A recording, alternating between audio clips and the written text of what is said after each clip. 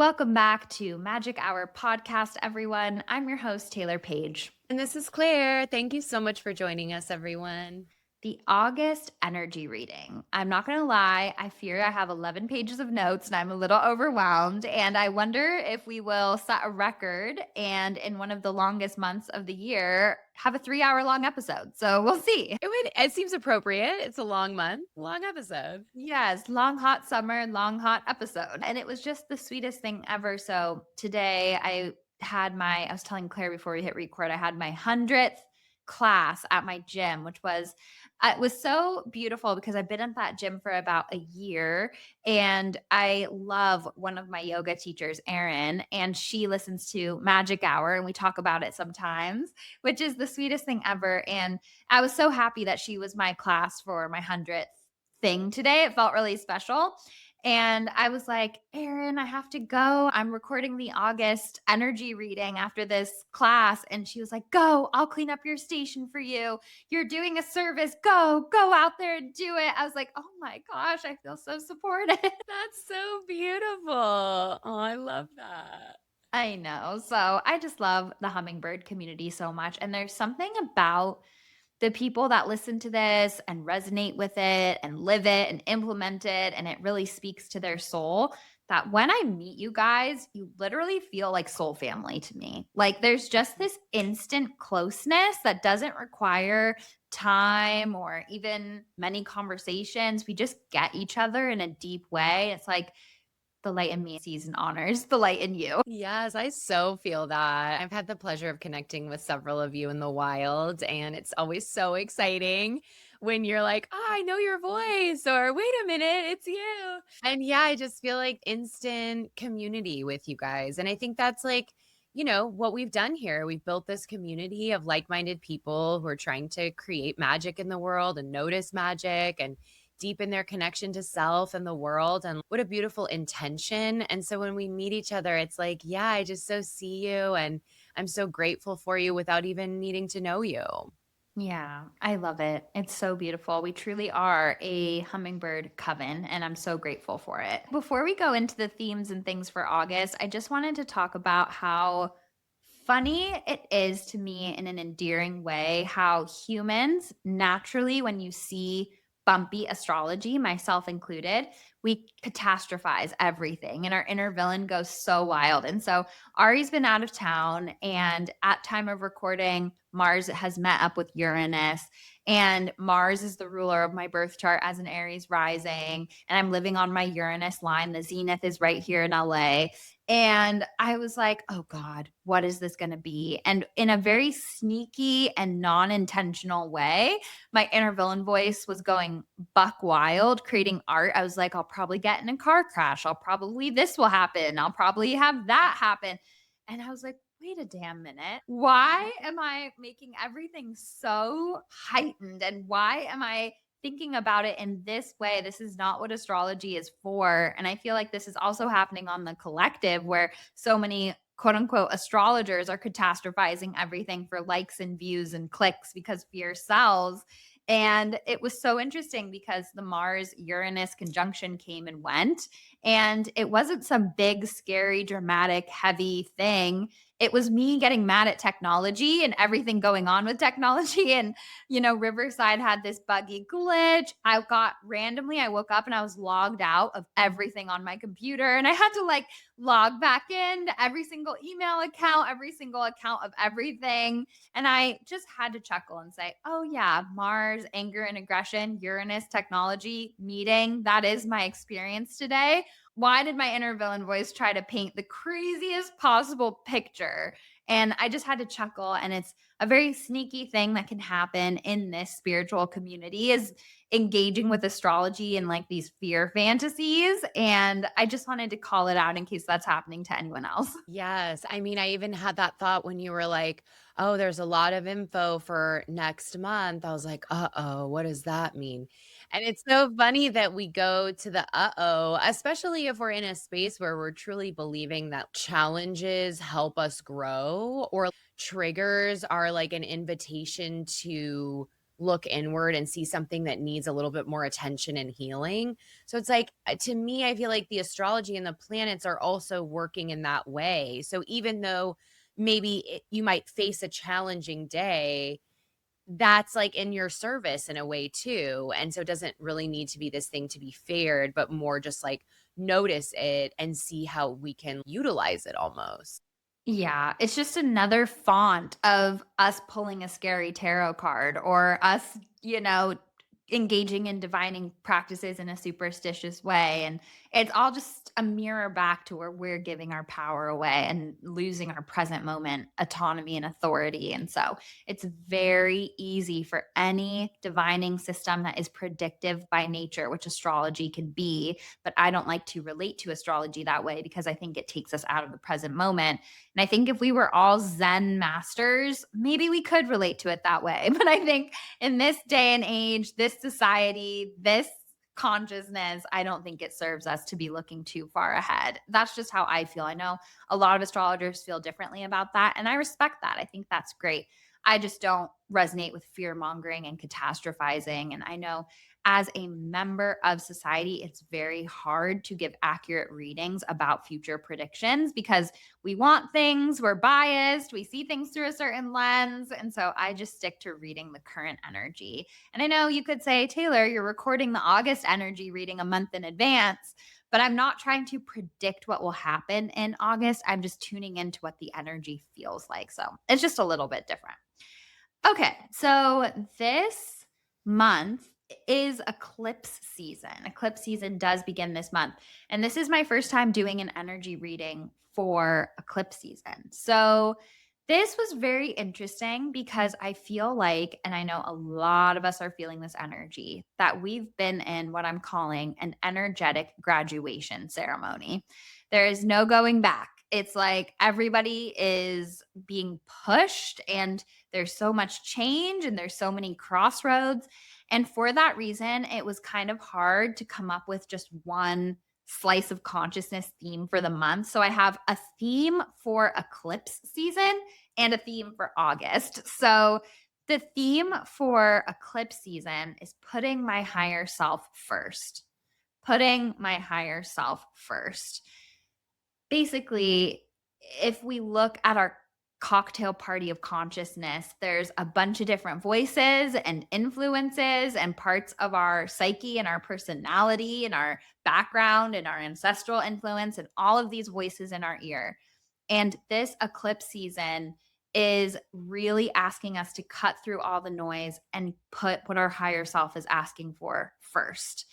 And this could come in so many different ways because I really feel like since Chiron has moved into Taurus, there's been such a big energy shift. Then the nodes are changing signs, and the nodes are moving out of Pisces as the North Node and into Aquarius. And Pisces is the last sign of the zodiac.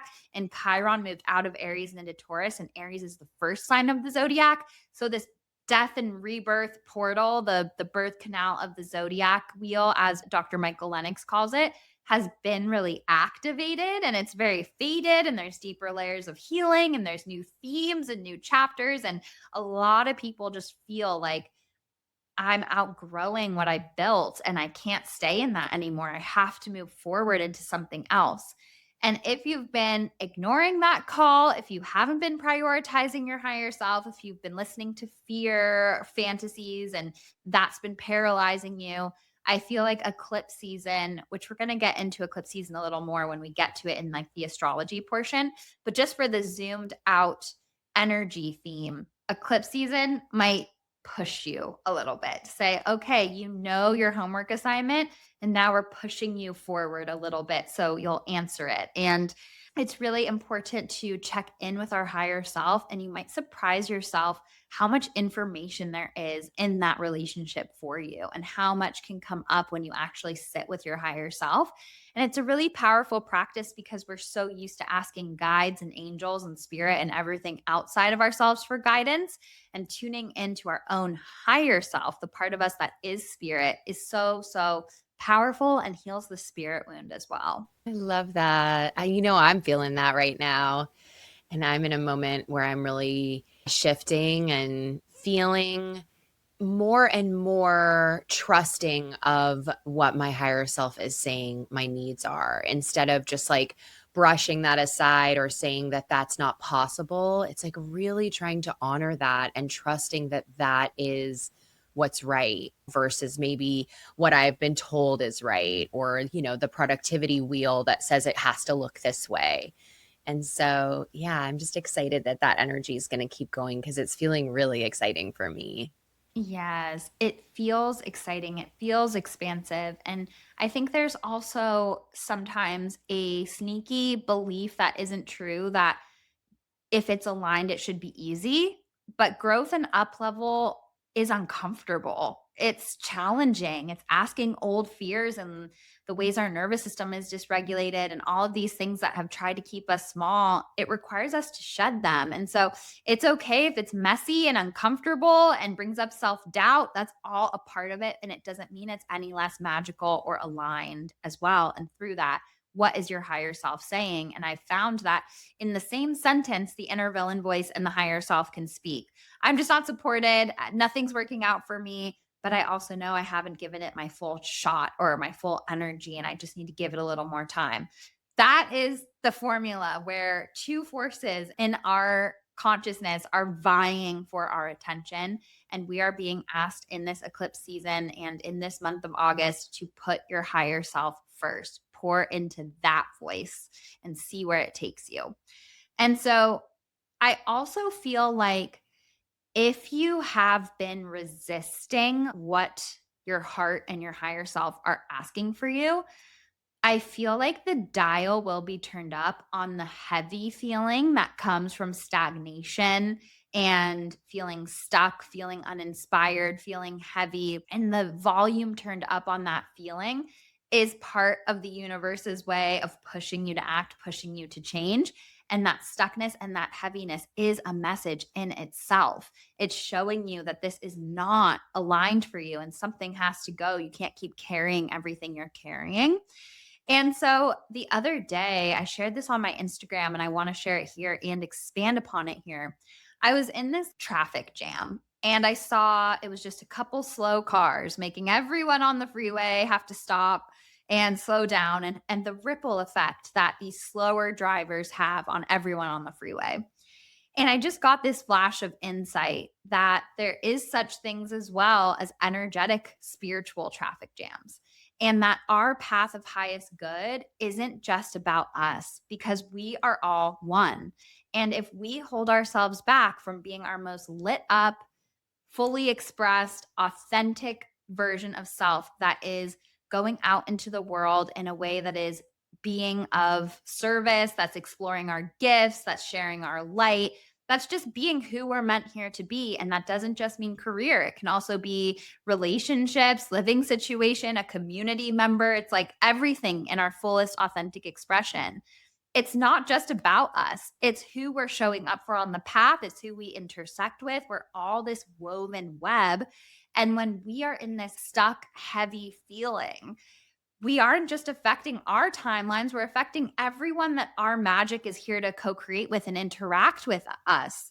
And I was thinking about it like, if I held back and didn't go down the improv road that I was called to, I wouldn't have met Claire. I wouldn't have learned so many different things. And so it's so much bigger than just us. And this also clicked into place for me something else because sometimes I'm like, why do spirit guides care that much? Like, why do they care what one of us is doing so much?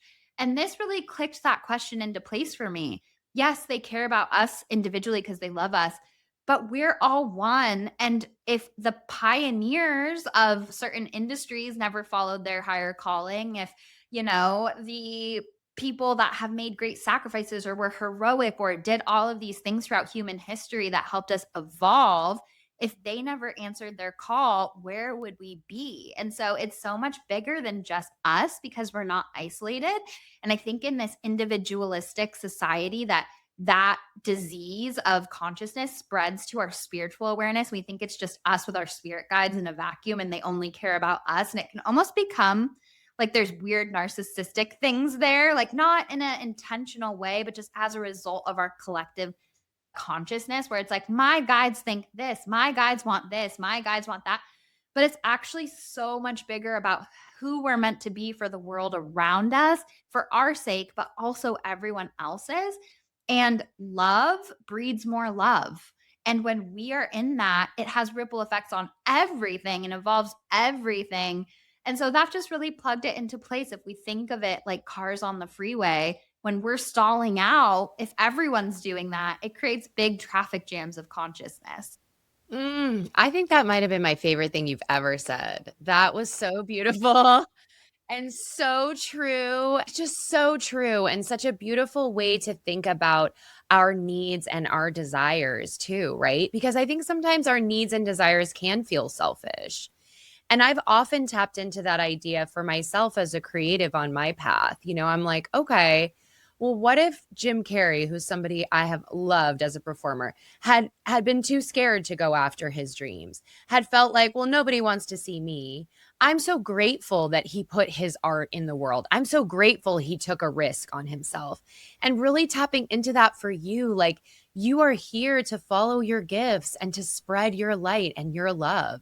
And you have no idea the ripple effects that that has. Who are you to keep that from the world? It really is like an honor to be you and express you. And I think when we can tap into that, it feels so expansive and it feels important. Like I need to do this, not just for to satisfy me, but like for the world. Exactly. And it makes sense that that would so resonate with you as an Aquarius, because Aquarius is all about collective and community and helping each other. And yeah, it feels really powerful to me too. And it always sat a little off with me, the way it's like spirit guides and the individualism and them almost just being like in servitude to us in this weird way that like, why are they tethered to justify choose love or not? And it again, I can't project human consciousness. And I know they're pure love and there could be a million reasons why our guides work with us. But I do think what makes more sense to me energetically is how it's for humanity at large and us. It also kind of clicked into place to me too, this phenomenon where people across cultures and around the world get sort of the same idea at the same time. And that to me is very spirit guide coded too. And also this idea that, Elizabeth Gilbert talks about in Big Magic about the idea coming to you. And if you don't co-create with it, it will go to someone else and they'll do it. And I was like, that's also very much connected. It's not about us as an individual in an egoic way. It's literally about raising the consciousness and the experience on earth together. And I think that spirit is working through all of us in that way. And it's up to us to say yes to it and co create with it. And to add to that, I really like Pam Grossman's take where she's like, even if the idea does go to someone else and they write it, that's still their witch book, for example. But I could write my witch book. So we're also not limited to only one creative thing or idea because how it will alchemize with someone else's spirit and creativity will always be different too. So I like thinking of that in a less scarcity consciousness way. Yeah, but I think you're right because we are part of the whole. And so we are expanding together and we get to be a part of that. And how much we want to expand and choose to expand helps expand the whole. Like those ideas move all of us forward. And so allowing that space for that creative channel to come through you in your unique way is like of the highest purpose, creating that space and that connection. I truly think is what we're here to do. Yeah, for sure. And it just comes back to that universal spiritual truth that we are all one. And I think sometimes from a human perspective and being anchored into a physical body, it's really hard to even understand that. Like, what do you mean we're all one? I'm not that annoying person I fight with. But when we think about it like this, like we're all on a freeway driving our car and that affects all of us, that's a way that my brain can understand that oneness. And I know when we go back to spirit, there's like this oneness too. But yeah, I thought that was a really powerful analogy that was downloaded to me. And I just wanted to share it because I shared it as an offhand little thing on Instagram. And then it got a lot of traction in DMs from people. I was like, okay, I'm going to talk about this on the podcast. Yeah, it's so great. Yes. So the energy theme for August, so it's putting my higher self first is like the bigger eclipse season portal theme. And then the sub theme for August is home upgrades. And this kind of has a dual meaning. One is it could actually be living situation changes, moves, renovations, upgrades, things like that. But it also really feels tied to me to inner world restructuring. So the home meaning our actual embodied inner world vessel. And there's a few different things with this theme. One is the home we've inherited ancestrally, the ancestral home, but thinking of our nervous system as a home we've inherited ancestrally and what has felt safe ancestrally and how that's been our home and our foundations and what we feel safe to step into and fill. And now it's time for a little bit of reno work in the ancestral home. And then, we're remodeling that home. And so many of us have inherited this ancestral home. And is it even authentic to us? Is it our style? Is it what we would want the home to be? And so there's a lot of analogies of ancestry, home, inner world, and how that connects to restructuring with our inner world reality. I feel like there also might be elements of family healing or ancestral cycle breaking this month. And I feel like all of this is leading us to more secure foundations with our inner world home. And of course, that might also translate to our living situation. Something that my guides say is that self sorcery is one of the most powerful forms of magic. And I feel like that's where all of this deeper remodeling and nervous system regulation and building secure foundations within ourselves. I see it almost like we've been in this studio apartment. Our nervous system has been this inherited studio apartment, and we're sort of expanding it and we're building it out and we're adding a turret and we're making it our style and we're adding new foundations here, here, and here. And it's taking up more space. It's feeling safe to live bigger. It's really stepping outside. And for so many of us, if you go and you ask like your parents or your grandparents or your great grandparents, are you happy? Do you love your life?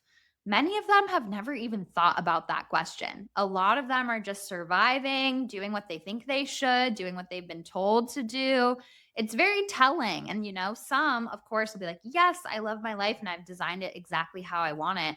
But sadly, I don't think that's as intentional in the consciousness of many of our ancestors. And that feels like a part of this moment too. Yeah, and not possible for a lot of our ancestors, especially thinking about women, not only women, but what was possible for women, what was possible to even dream for women and become and finding the happiness within that. Like I really feel that I have inherited in my nervous system all of that pain and frustration of my female ancestors. And I think it's a big part of why I am so adamant about not being like caged or needing to have like a mundane life. Like I just feel such an urge to be as free as possible.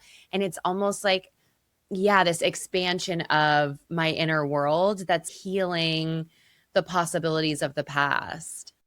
Yeah, exactly. And that's exactly the moment that we're in. If our dream life can't fit in our old ancestral home, we need to renovate the ancestral home and make some space for our dream life. I have here we're collectively upgrading our container, and that container is home upgrades, the theme. And we are doing the inner structural work to feel safe to embody a bigger container in the outside world. And that's a big part of the work this month.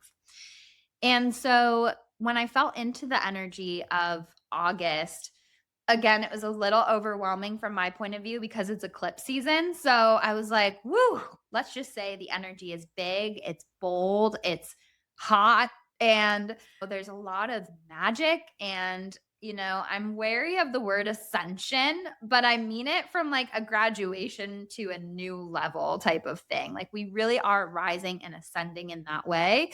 We're getting called into higher callings and expressions. I feel a lot of magic. I feel a lot of joy.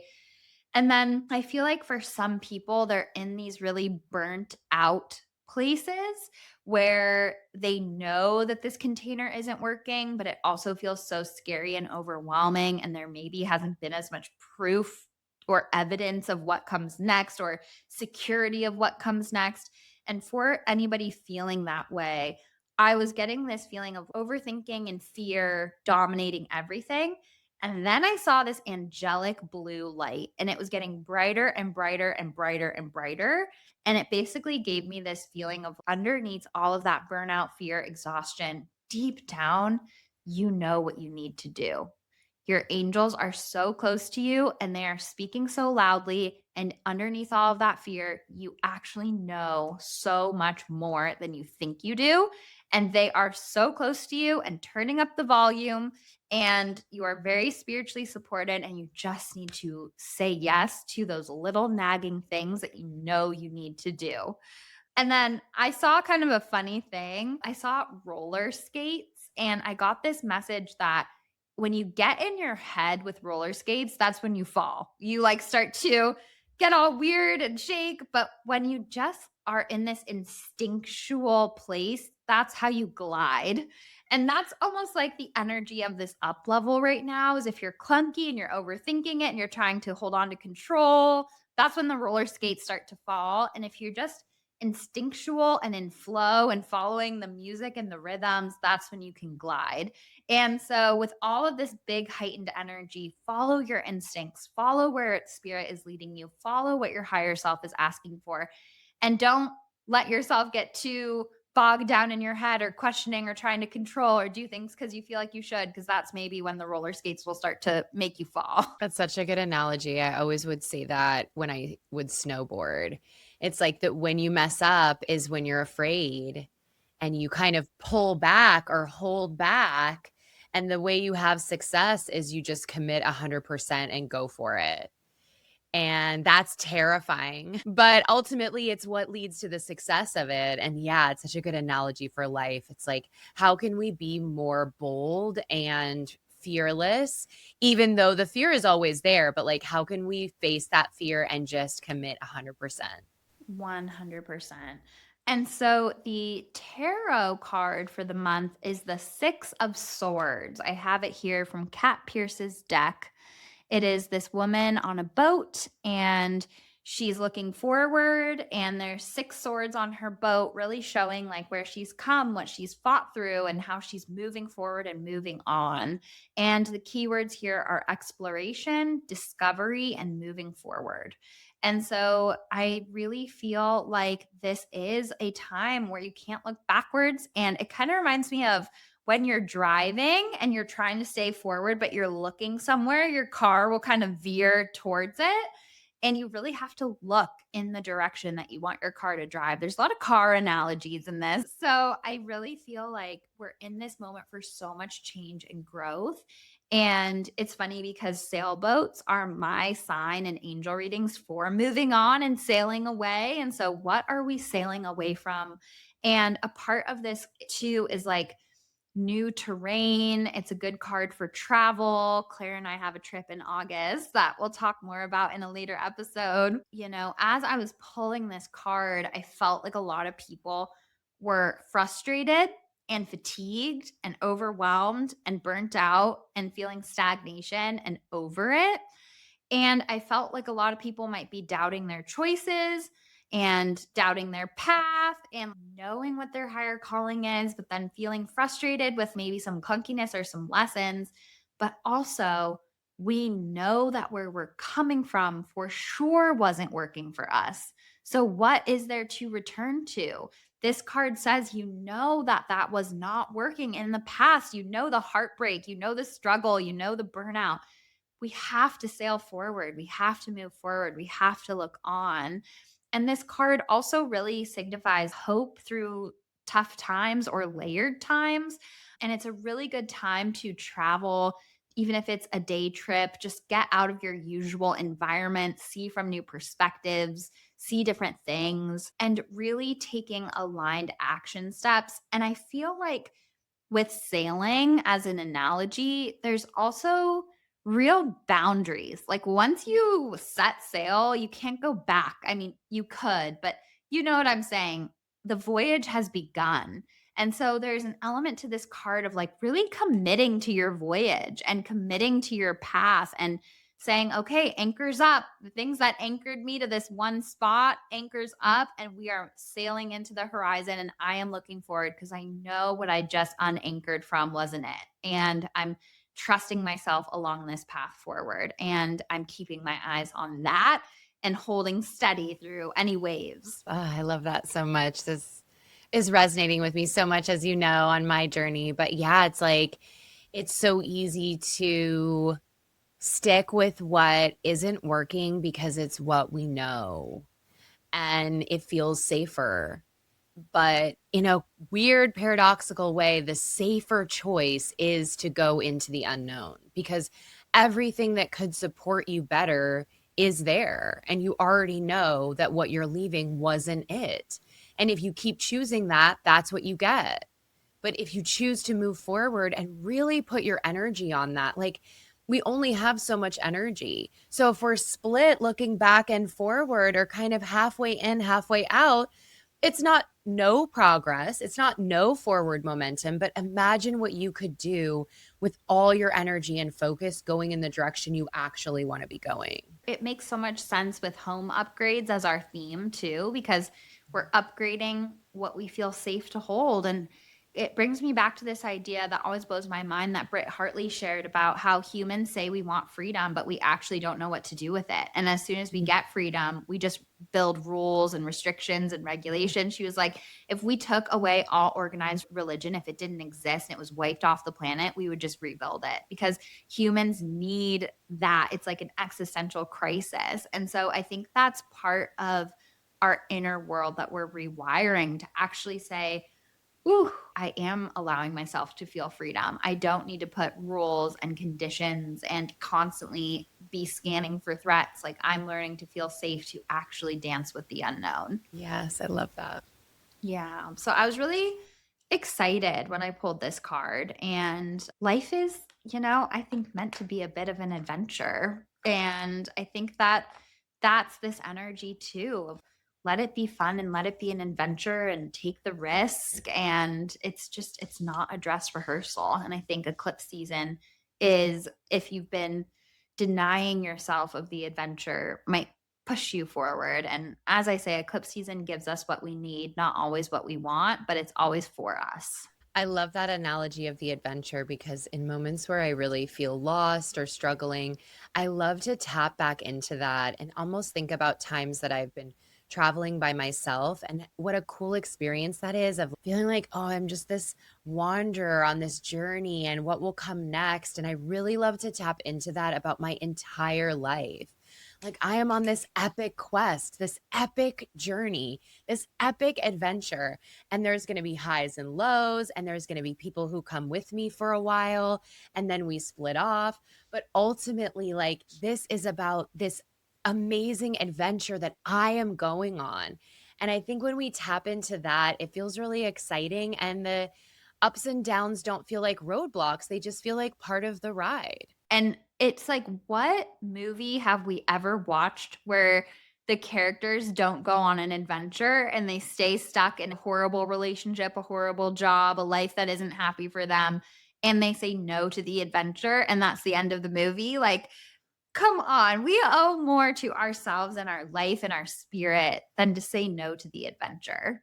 It's so true. And that's where all the magic is. You know, I had this crazy weekend camping that I told you about that I won't get into, but it was kind of a disaster and it ended up being so fun. But we were all laughing that we were like, honestly, the part of it that was the disaster added to how much fun it was. It made it even more special that we kind of were like, uh oh, what have we done? And that made it this unforgettable thing that if it had just been smooth and lovely, it would have been great. But the kind of struggle of it and the overcoming of the struggle, the coming together to work through it, like that's really where so much magic lies, especially if you're willing to dive into that, and not resist it. I love that. And as you were talking, I feel like a news anchor being like, this just in from Spirit. I did just get a little download about the Six of Swords. They basically just said it's not just about moving on physically, it's about moving on from the same stories of victimhood that we've been telling ourselves over and over again. And that the sword suit is the mind. So it's also moving on to new mental territory and not only retelling over and over again the sad and the hard things that have happened to us, but also moving on to what we tell ourselves is possible, what we look for, how we see the world. Like we're moving forward mentally. And a part of that too is releasing outdated identity stories that kept us safe, but are now part of the crumbling foundations of the ancestral home that we're ready to shed. And so, no more of these stories like I'm just the type of person who's antisocial. I'm just the type of person who can't get up in the morning. I'm just the type of person that blah blah. Well, is that really true or are you co-creating with that belief? And for me, when I went through so much stuff from 2021 to 2024, my life completely blew up in a really intense way. And part of how I processed that was always telling that story. Like if I met you for the first time, you were hearing about that. And it was just a way that I needed to process that. But now it's 2026. I've done the healing work and I've processed it. And it doesn't feel alive in me in a way where it's actually helpful for me to talk about it. It feels like I'm drudging up the past by continuing to talk about it. And a lot of that stuff for me was family stuff and it was losing my mom, but it's also how that affected my family since my mom was the glue of the family and just everything that happened. And if I was still talking about that, I would be missing. I'd be looking backwards on my mental ship instead of looking at the amazing family and friends and community that are all right here and the new normal I've built and the magic and the gifts and the gratitude. And so I'm kind of at this place where I really feel like I'm moving on to a new mental chapter. And I don't even feel the need to talk about all of the intense things that I've gone through. And that feels so freeing. And so I think that's a big part of the Six of Swords this month, too, is like, where do you keep hauling the same story, the same narrative, the same belief?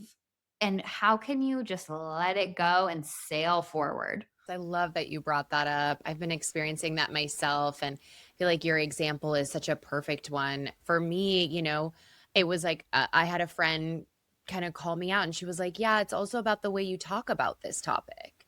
And for me, it was like dating, and I was like, "Yeah, I always feel the need to paint it in this one light. It's really hard for me and I don't feel attraction often and blah, blah, blah, blah, blah."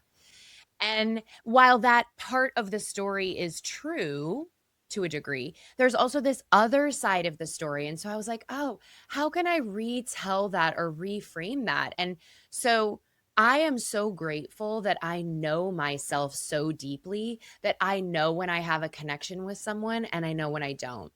And I'm so grateful that I don't push myself into things I know that aren't for me and that I stay really true to myself and trust that the right people will come along.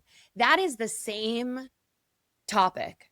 That is the same story told in two different ways. And it was such a mind blowing moment of like, yeah, I don't want to talk about it in this way anymore because it is such a negative. I'm only looking at the negatives and the victim and the sadness around it. And I feel like your story is such a good example because in the same sentence, you talked about it in two different ways, right? There is that piece of it that was so hard. But you could also speak about, like, wow, I grew so much in the past few years facing these challenges. And I've developed such a beautiful community that really holds me, that isn't even family necessarily. It's like my chosen community. There's so many ways to look at and talk about what we're experiencing. And it's so great to notice, like, where am I co creating with the part of this story that feels like victim consciousness? And what is the magical, alive part of it that's really helping and empowering me? And can I make that the story? Can I make that the focus? So powerful, Claire. Yes. So, so good. And such a good example.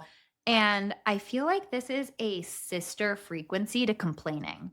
I said this before where superstition is so obvious when we see it in organized religion, and it's more sneaky when we see it in spirituality.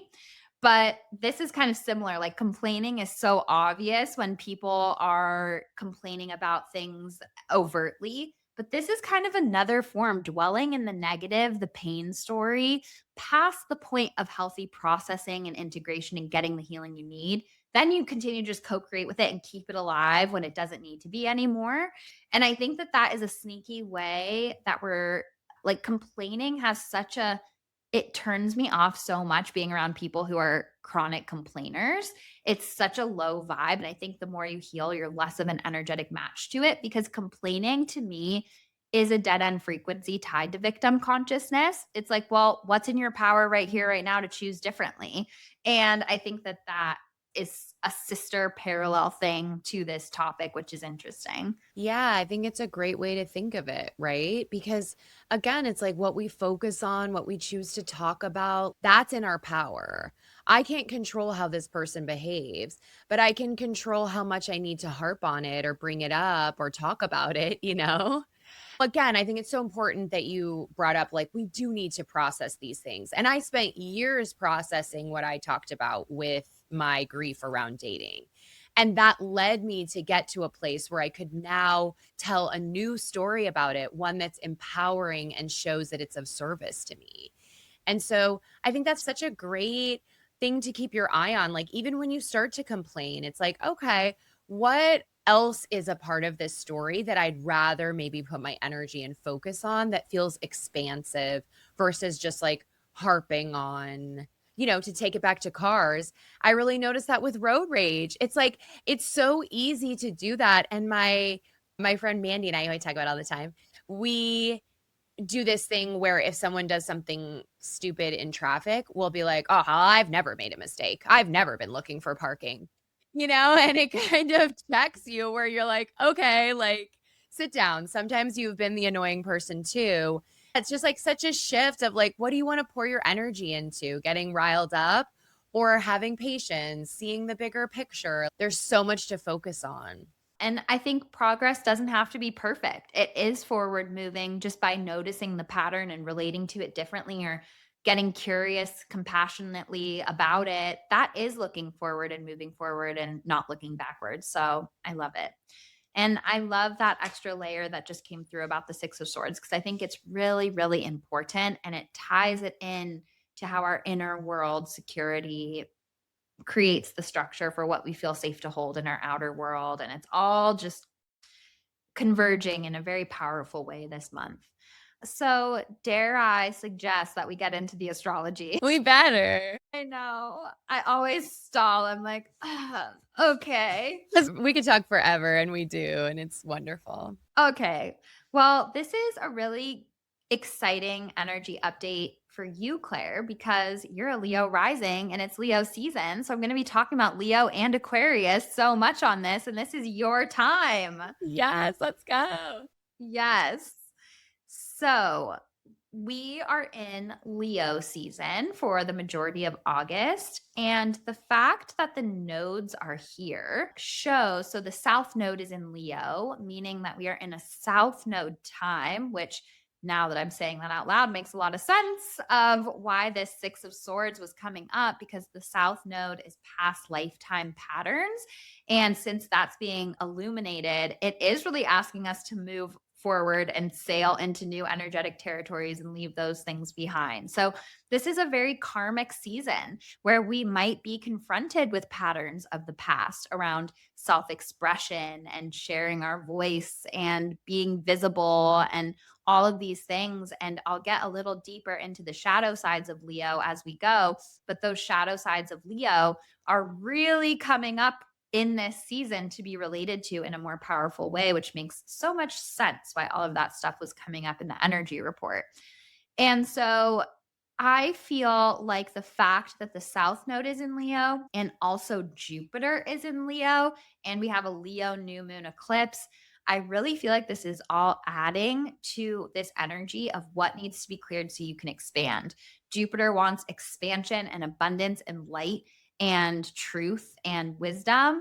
And the South Node is showing karmic, ancestral, past life patterns that we can't keep co creating with. And it's really a powerful mix of energy that's clearing to hold more, clearing to expand, clearing to be more authentic. And that karmic up level portal element of it, like the karmic, shows its soul level lessons, meaning it's part of what our soul came here to learn and experience. And the universe is literally conspiring in this moment, showing us what needs to be seen and healed and related to more powerfully so that we can be expanded, so we can live more visibly, so we can step into our power and our leadership, and so that we can live our most passionate life, which is that Jupiter in Leo homework assignment. And confidence is key for Leo season and the South Node in Leo. Even if you have to fake it till you make it a little bit, just find that inner reserve, and eventually you'll kind of catch up with that inner remodeling work that we were talking about earlier to really feel the confidence. But confidence is a really big key word right now. It's just this moment to really notice and sit with. And I offer this very tenderly and with a lot of compassion, and also with a side note asterisk that says we've all been there. But what would it mean if the universe wasn't holding you back, but you were holding you back? And how could you say yes to what your higher self is asking for right now?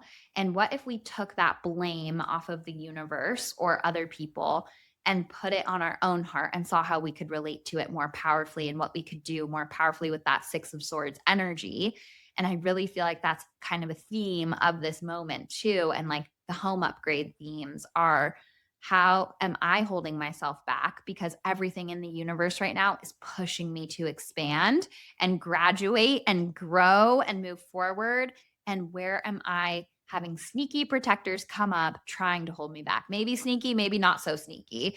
And how can I relate to those more powerfully? And that really is a big part of our homework assignment with this South Node Jupiter mix in Leo. Yes, I love that. It's like deep down, I think we really do feel and know what we need to do. And it can be really scary and hard to do it. I'm in that moment right now where it's like I know and the signs, and it's still scary to choose it. And I still keep second guessing and questioning it. And so just also trusting and knowing that that's kind of part of the process too. Like I think the fear, we were talking about this before we jumped on, that fear and excitement are kind of the same experience. And I think the more we can tap into that duality and see that this fear is really like excitement and anticipation, I think that can help us to like really trust and do what we know is right. And how empowering, like, can we empower ourselves to really be like, let's go for it? Yes. So with the sun in Leo, this is the sign of the heart. Leo is all matters of the heart. It is passion, creativity, it's dating, it's children, it's play, it's hobbies, it's fun. It's just the joys of life. And it's the on the wheel of the zodiac, it's the teenager consciousness. So we've gone through adolescence and now it's the teenager lounging in the sun. It's still summer. Back to school hasn't started yet with Virgo. And it's just this place to explore and get deeper. And it just makes so much sense to me that Europe takes August off. I know not everyone in European countries does that, but I was like, that's very what would happen with the lions just stretched out in the sun.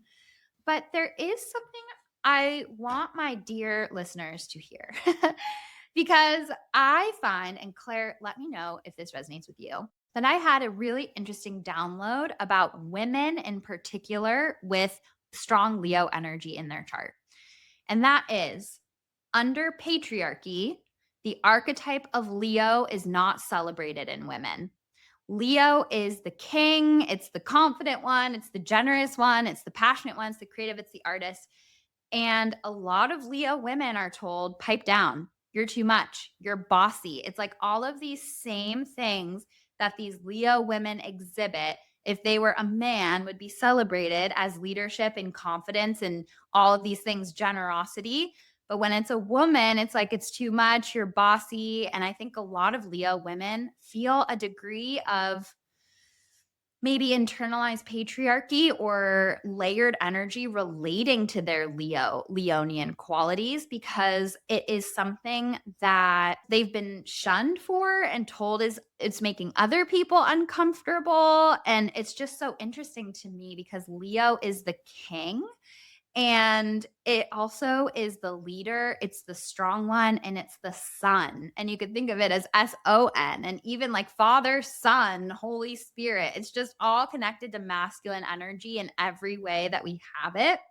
And so I think patriarchy doesn't reward confident women. We constantly try to tear them down. And even a lot of performers and celebrities have a lot of Leo placements because you're literally meant to be seen. And we are so quick. As soon as a woman with a lot of visibility or fame does one thing, she's canceled, she's out, she's too much, she's a bitch, she's arrogant, she thinks too highly of herself. Whereas men who are performers and have a lot of visibility can do so many things, and they're just going through something or they didn't mean it. And it's such a double standard. And so I think that it is an act of rebellion for Leo chart women to fully embody this sign and this archetype without apology. I'm over us needing to be humble. I'm over us staying small. I'm over us being led. We are the queens. We can take up space. We can be the SUN. And I want all of you guys to be in your full expression and shine your light, even if the people in your lineage before made you feel like that wasn't safe to do. You have Leo in your chart under patriarchy as a woman for a reason. Use that shit. So I'll end it there. Yes, here, here. I love that and definitely needed to hear that. I mean, I feel like in general as a woman, that's what we feel, but I guess I never thought about it in terms of Leo as a sign. But yeah, I so feel like that. It feels like you have to be so careful shining your light. I feel like I've been made to feel kind of silly and frivolous, or just like I'm not being taken seriously because of because I'm a woman and because of I'm a certain type of woman. It just feels like we have to be apologetic or careful. And I've really was in that energy for so long. And I feel like I'm finally stepping more and more out of that. And trusting that not everyone in our patriarchal society is going to celebrate you for doing that, but it doesn't matter what they think because you know that that's what you're here to do. And when you're following your light and your love, the right people will resonate with you and the right things will come to you.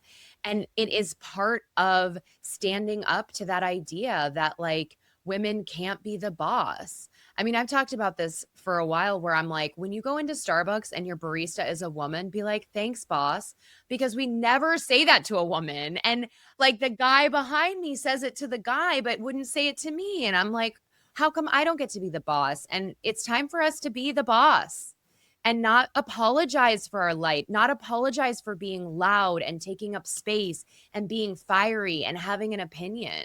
And if they can't handle it, then we're sailing away from that too. Yeah. And also shout out to the LGBTQ community with strong Leo too, because this applies as well under patriarchy. Yes, agreed. And so,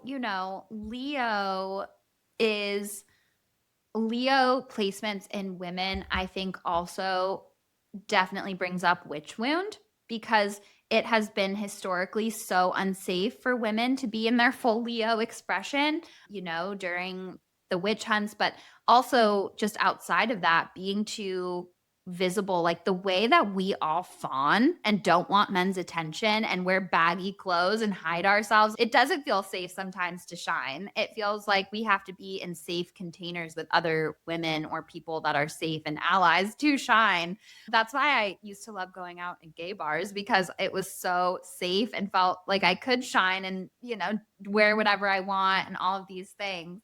But yeah, I think that there's a lot of witch wound around being too bold, being too bossy, being too opinionated, being too visible, being in your leadership. It would just be so easy to be called a witch when you are inconvenient in those ways or outshined people in those ways. And, as a matter of fact, I really feel like all of the fire signs in their own ways are signs that are attributed and celebrated with masculine energy and condemned in feminine energy, including Aries and Sagittarius, which are two of my big signs.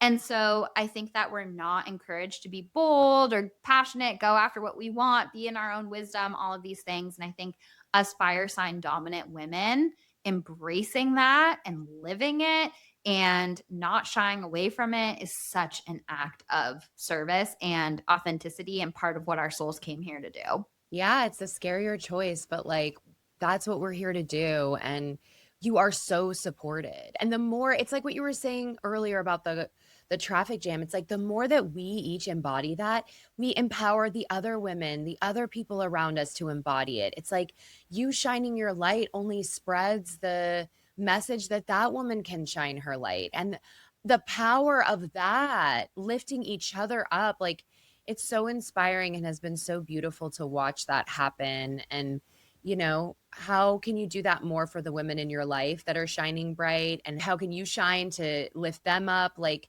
it truly is our calling to do this. Yeah. So, fire sign women, you have a special homework assignment because we have so much energy that has been historically condemned and hunted out and criticized and punished. And I mean, I won't go into my whole spiel about the witch moon because I could go on and on and on and on, but we are the light, baby. Shine it. And so Leo is the sign, like I said, that rules fame. So those with prominent Leo placements can really be drawn to the spotlight and to be visible. And that's not wrong. It's part of your authentic code, and that's beautiful. And I think sometimes it's a little different when you're a Leo moon. You might just want to be the star of the show in your own family, not as visible on the stage, and that's okay too. But yeah, this is also a sign that really loves romance and luxury and the finer things and just really enjoying like what the kingdom holds for you. Sort of in that way that leaders, if you ever read historical fiction or know about the even just watching like Game of Thrones or anything, just watching the kings and queens and the life they're living and the fashion and the gowns and the food and the passion and the art, all of that is very, very Leo. And so some of the Leo gifts, creativity, warmth, loyalty, leadership, passion, energy. They say when a Leo loves you, the warmth of the sun is shining in your direction. Like they fully, fully love and they're so loyal. And it reminds me of something I read in Linda Goodman's Love Signs, I think is the book. But she goes through each sun sign with other sun signs. And for the Scorpio Leo one, it was really hard for Scorpios and Leos to be together because they have such strong opinions on things, especially like the like heteronormative man and woman were just like very much a harder dynamic. But then Scorpio was so touched because Leo was there for them when they needed them in a way that no one else was. And that to me is just like Leo is as intense as Scorpio, but in a different direction. And that loyalty and that passion is really, really there. Affection, courage, strength. Yeah, Leo's a very affectionate sign. They will do anything for the people they love. Humor, playfulness, personal power, being a good leader, being a good boss, finding the pleasure and the joy of being alive, and generally being pretty good with kids. So, some of the shadow sides of Leo, which think back to how I said the south node is in Leo. So, whatever sign the south node is in, we're releasing the shadows of that sign. And whatever sign the north node is in, we are embracing the gifts of that sign. So, it doesn't mean Leo is bad. It's just that the south node is here. So, that's what we're focused on right now. So, Leo can definitely, because they're so passionate and love so hard, it can turn into obsession and obsessive thinking. And I think that Leo can strongly feel like they know best for everybody they care about and know what they need the most. And it can turn into being really controlling with especially the immediate family or the people that they really care about. It can be really hard for Leo to like let them make their own mistakes, let them find their way. It's like, no, I know so strongly what you need. I'm the king. Listen to me. And then there can also be a stereotype of Leo being a little bit selfish. I think sometimes Leo in the pursuit of pleasure can sometimes, in a similar way to Aries, just not think of how that affects the other person. And for those that are like karmic cycle breaking or healing ancestral Leo stuff, sometimes there can be an optics over authenticity, like wanting to appear good or appear okay or be admired or respected over actual authentic expression. And then materialism is a shadow side of Leo, and that kind of trickles into that same theme of the optics over authenticity, like crying in a Gucci belt. And then, status symbols maybe trying to replace actual inner excavation or work or shadows or things like that. Sometimes there can be narcissism, and that kind of goes into that misguided love obsession and being controlling side of Leo. So it's not saying Leos are inherently narcissists, but if there's a lot of really tough, shadowy Leo stuff in the chart, there could be narcissistic protectors or ways that those things might show up, or just karmic lessons with breaking cycles with narcissists. And the empath narcissist dynamic, tale as old as time, honey. None of us escape it. And then vanity. And sometimes being very prideful and having a hard time asking for help.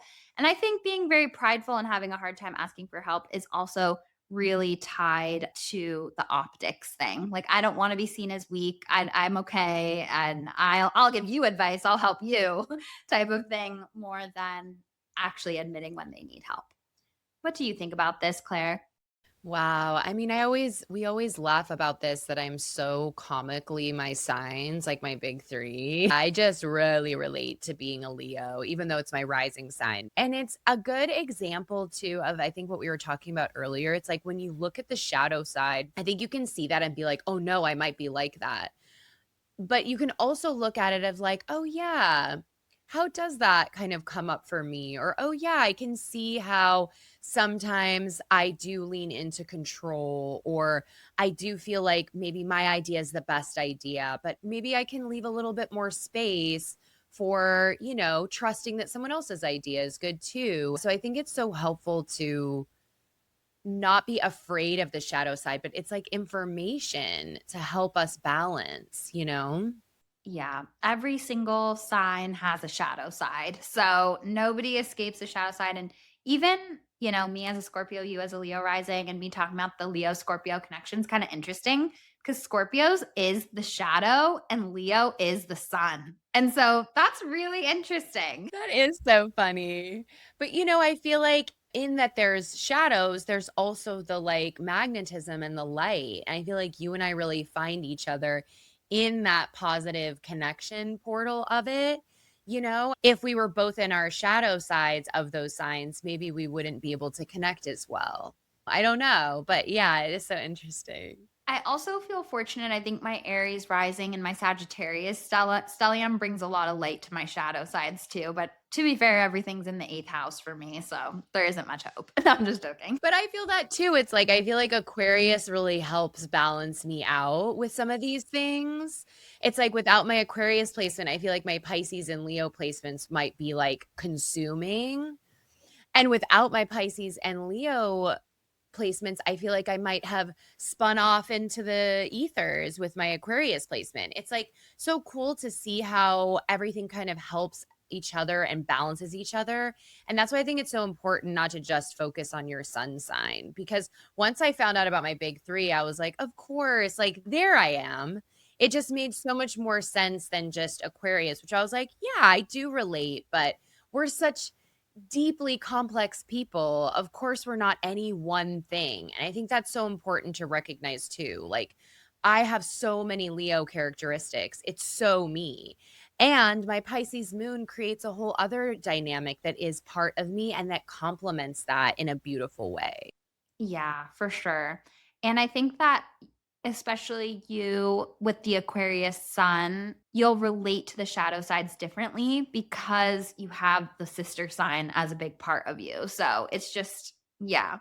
But Leo's life journey is to learn. I mean, there's a few different things, but one of them is to learn to expand their warmth to not only a select few, but to actually loving the world at large. So, Aquarius, as their sister sign, wants power to the people and community and can sometimes have a hard time getting warm and intimate with just one person. And Leo is the inverse of that, where it's like, I want to love and pour into and shine my light on this person or these people or my family, but learning that love and compassion and generosity for the collective as well to really expand their point of view of when they think of their wants and their needs to also what's good for the people and community and the world and kind of go from this lens of maybe just looking at themselves and the core group to an expanded awareness, which will really help them step into the leader that their birth chart calls them to be because there's a inherent leadership quality to Leo. And so with the South Node in Leo, with Jupiter in Leo, with the Sun in Leo, we're all exploring these themes for ourselves, whether we have strong Leo in our chart or not. And with Jupiter and Leo, we're really called to healthy Leo energy to expand. And that's that visibility, that confidence, listening to our heart, our passions, all of those things. And for me, my natal Jupiter is in Leo. So I am in my Jupiter return. So that'll be interesting to track. Yeah, that's exciting. Yes, yes. So, as you guys know, the first six signs of the zodiac are the recipe to healthy embodiment of the second six.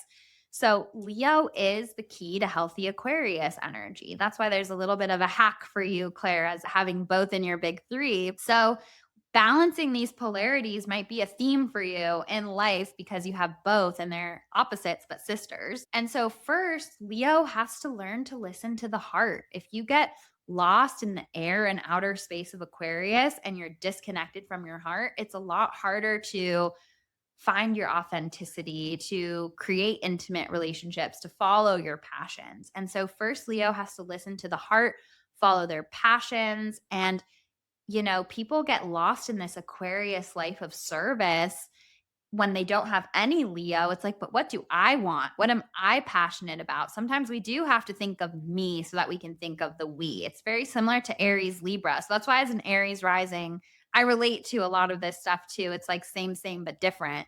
And so they can't make a bigger impact on the world, which is what Aquarius is asking for if we're not in connection to our own heart and what our heart asks for. It's our ultimate GPS system.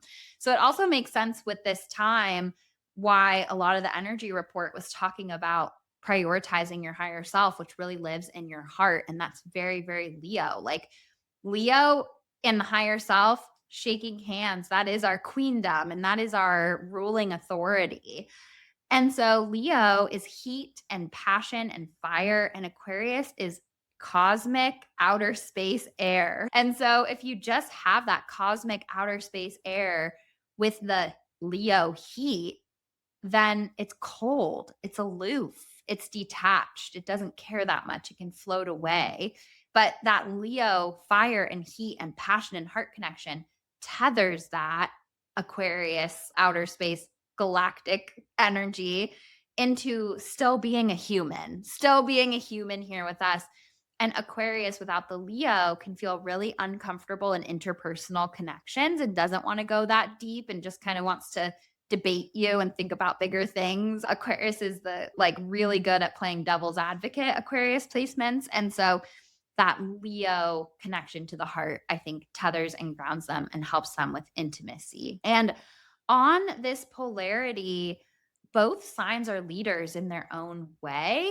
It's just that Leo is that king queen energy, and Aquarius is the power to the people, grassroots. We're all stronger together, leading as like a community organizer. So it's just different forms of leadership, but leadership is a big part of this polarity. And I even think those with Aquarius energy have some prominence and visibility too. There's been a lot of celebrities with Aquarius energy and 11th house placements, which is naturally ruled by Aquarius, has a lot of visibility. So I think visibility and leadership is a big part of both of these signs. They're just expressed differently.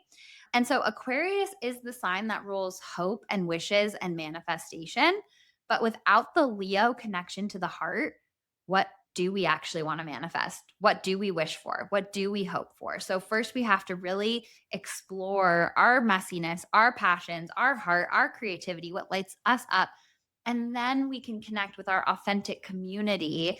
And like when a lot of people that have this polarity intercepted, they never got the chance to take up space and go to theater camp and draw. And sometimes we have these families that are like, you'll never make money from being creative. So I'm putting you in this and you better learn this. And they never got the chance to explore their passions and what lit them up.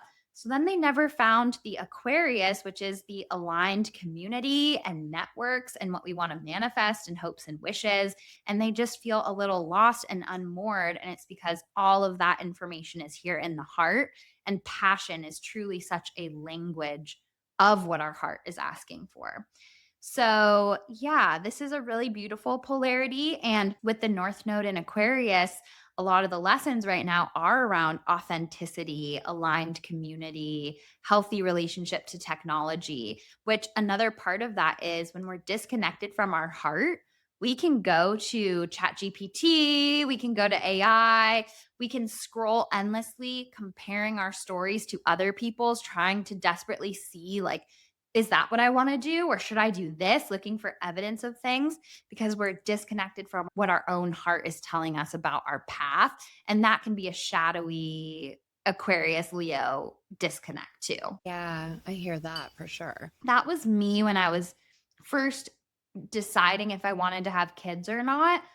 Instead of just tuning into my own heart, I was like desperately watching videos of new moms and seeing like, are they happy? Does this look good? And I realized I was completely disconnecting into other people's stories and experiences and just snippets of them that they wanted to share on the internet, not even the full thing, and bypassing what my own heart was asking for. So it can be very sneaky and very common.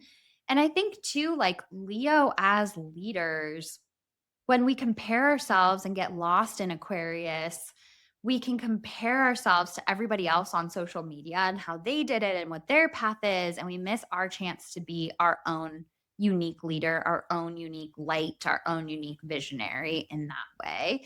So, yeah, I think that this polarity of Leo and Aquarius is very strongly tied to manifestation because that's really ruled by Aquarius. But Leo connecting to our heart and our visibility. And I think Leo also has ties to that inner child energy. Without that connection, we're disconnected from the GPS of what our heart is asking for. And we plug into the air, mind, story of what we should want. And that's when everything becomes askew. So, this is going to be a really powerful season. And these themes are going to be really prevalent. And I think in this new technological age of Aquarius that we're in collectively, Leo is the key. Leo is more important than ever, connecting to our creativity, our messiness, our passions, our leadership, our boldness, our bravery, our confidence. That's what keeps us human. And that's what makes it exciting when we create and show up and love and follow our passions. And that's really what we're doing here. And we can't discount how important Leo is in the age of Aquarius. I love that. It's like that is the difference between us and the robots.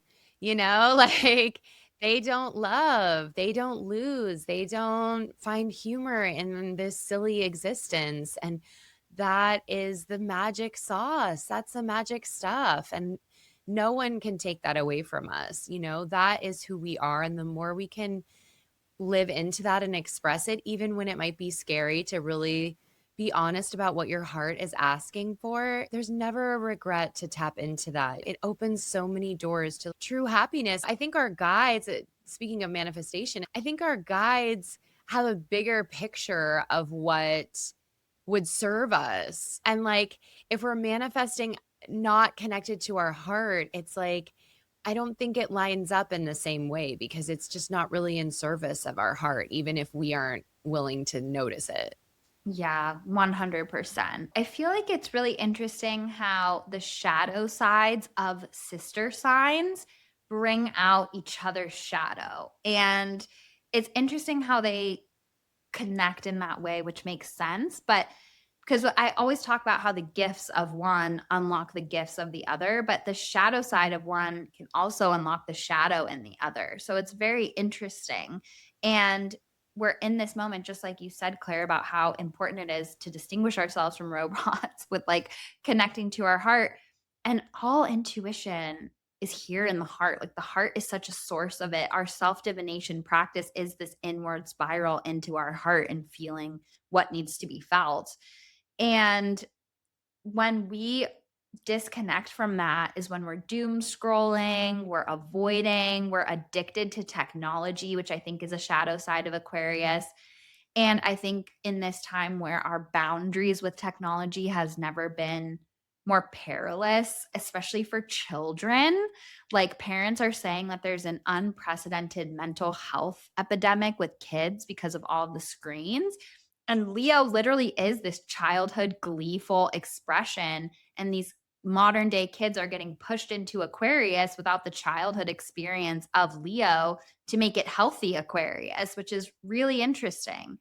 And so I think with the shadow side of Leo being optics over authenticity, that brings out the shadow side of Aquarius's technology and all of this shadowy stuff with social media and how we see things and how we see ourselves and the disconnection from our own heart and our own truth. And so yeah, I think that this polarity and the nodes being in this sign and everything with that is really asking for us to tune into ourselves, our heart, and not outsourcing that to technology and optics and appearances. And so, yeah, really interesting time for the Leo Aquarius polarity with all this tech stuff. So important to just like be aware, of how we're interacting with it and if it's serving us. And if it isn't, like, what can we shift? And I think something so dystopian, like such a dystopian expression of the Leo Aquarius polarity are AI influencers and AI musicians and AI celebrities. That to me is the shadow side of Leo with like the fame and the appearances and all of that, and then none of the humanness, the heart and the passion connecting into the Aquarius technology and the shadow sides. Like it's just really an interesting time. And I think a lot of the things that we see wrong with the world in connection to AI, the answer is more Leo energy. I love that. Hmm. Okay. Now we will go into the weeks. Wish me luck. Good luck. You got this. Okay, so week 1, August 3rd through the 9th, some of the key words are healing, change, dreams, expansion, creativity, forward momentum. Mercury finally leaves Cancer. Woo! August 1st is actually Lamas, which I actually wanted to make a shout out to. Go listen to episode 227 with Lorraine Anderson that we did last season for a deep dive on the energy of this Wheel of the Year holiday, because it's a really beautiful moment for gratitude and abundance and reaping what we sow and slowing down and really leaning into some of the discomfort of the heat and being so long in one season and just being surrendered to the dead of this season, whether it's winter or summer, and we're in the summer side now. And so Mercury has been in Cancer from June 1st to August 9th. So this is really closing out some big themes. We had Mercury retrograde in Cancer, and it's brought up a lot of themes around home, family, mother, ancestry, our emotional inner world. So it also makes sense with the closing of this chapter this month, why home renovations were coming up with that 6 of Swords, and we're looking forward and moving forward because so much of our home living situation, family, ancestral patterns, feelings, sensitivities, all of these things have been coming up so much with Mercury retrograde in Cancer. And so I also wanted to give an honorable mention that this whole first week, the sun is creeping towards Jupiter in Leo. It's not quite conjunct yet, but we'll start to feel the effects of that, which can be this feeling of optimism and anything is possible, or I just want to shine. And there's just a way that our identity is expanding. And the flip side of that is just watch out for your ego stories being more powerful than ever, because that is Leo shadow side, is like, again, that optics or that wanting to be seen a certain way or these identity stories. So just watch out for that too. And then August 3rd, Chiron stations retrograde in Taurus. So this is not really that big of a deal. I'm just saying it as an honorable mention because Chiron is retrograde about 4 to 5 months out of the year. So it's not that crazy. It kind of just reflects our own healing journey and how there's points where we're out in the world experiencing, and there's points where we're integrating and are more reflective, and there's points where we are looking for healers and working with outside people. And there's points where we're just tuning into ourselves and integrating, like I said. So when Chiron retrogrades, it's just a moment where we might be more reflective on our healing journey, and deeper things might come up, aha moments. And so, like I said before on previous energy readings, Chiron retrograde in Taurus can bring up wounds around self worth, body image, loving our body, taking care of our body, abundance, stability, foundations, mastery, where we feel fixed or stuck or are staying in things past our expiration date. And then September 17th, which we'll get into in the September energy reading, Chiron will retrograde back into Aries. So, this to me is really interesting because, as we've talked about before on the podcast, Chiron was in Aries from 2018 to 2026. And so, this is really going to give us a chance to put into practice this Six of Swords energy, where some of the old themes from 2018 to 2026 with Chiron and Aries are going to maybe come up and surface. And now, how are we ready to leave old mental scripts behind, sail into the sunset, move forward, all of those Six of Swords things, and really prove how far we've come along the path, which is really beautiful. I'm going to get more into Chiron's trajectory as it comes up in later energy reports, but just know we're in this liminal space with Chiron retrograding where it will dip back into Aries next month. So, Thursday, August 6th, the sun in Leo trines Saturn in Aries. This is just good energy for building, forward momentum, progress, confidence, being bold, moving towards creative pursuits, healing those Leo witch wounds, and really tuning into those karmic themes that we talked about with that. And then also on Thursday, August 6th, Venus moves into Libra. Venus loves to be in Libra. It's rules Libra. And so balance, romance, fairness, justice, art, beauty, flirtation, social energy. It's just a really beautiful, aligned energy. It's a nice time for Venus. It's here from August 6th to September 1st. And just a little note, pay attention to the themes that are coming up with Venus in Libra during this time period, because Venus is going to retrograde on Sunday, October 25th, and it's going to retrace its steps. So some of the themes coming up now around love, money, balance, femininity, all of these things might pop their head up again. And some potential lessons could be equal partnerships, releasing people pleasing, not overthinking in relationships, love life wounds. It's just all of those Venusian themes might come up for review. And it's kind of like with the Venus scales, all of these stories of self add a certain weight. And when we're healing and shifting and letting things go, it changes the weight. And then we can actually attract our equal partner. So Saturday is the 8/8 Lionsgate portal. And you know me, I'm a bit more, I don't know, cynical isn't the right word. I'm literally a psychic medium, but sometimes I'm like, 8/8, is this real? Is this a thing? But honestly, I've kind of had magical 8/8 experiences. So I kind of think it is. And I'm very open to it being real and fun. But basically, the Lionsgate portal is when the sun in Leo aligns with the Sirius star, I believe. The sun, Sirius, and Leo are like in that constellation. And so I think it's like about a 2 week period, but peaks on 8/8. And I just think that this 8 is worth mentioning because Jupiter's in Leo and the South Node is in Leo. So all of this Leo stellium activation makes it kind of extra supercharged. And Ari did ask me to be his girlfriend on 8/8 in 2020.